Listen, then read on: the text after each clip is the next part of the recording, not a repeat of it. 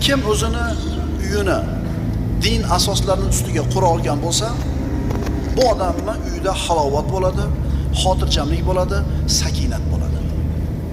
Kim o'zini oilasini, uyini din asoslarining ustiga qura olgan bo'lsa, kim pul ko'p topgan bo'lsa, shuni hayoti zo'r bo'ladi deyilmayapti dinimizda, qaranglar.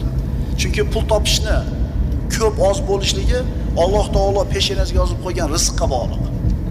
Alloh yozgan bo'lsa topasiz. Bo'lmasa har qancha yuguring, har qancha yeling, topmaysiz. Shuning uchun oilaviy saodatimiz dinni mahkam ushlashligimizga bog'liq. Oilaviy shaqovatimiz dindan uzoq bo'lishligimizga bog'liq. Chunki puli yo'q bo'lib turib zo'r yashayotgan odamlar bor. Puli ko'p bo'lib turib xor bo'lib yashayotganlar bor. Puli ko'p bo'lib turib zo'r yashayotganlar ham bor, dinni ushlaganligi uchun. Va puli yo'q bo'lib turib dindan uzoq bo'lganligi uchun hayotida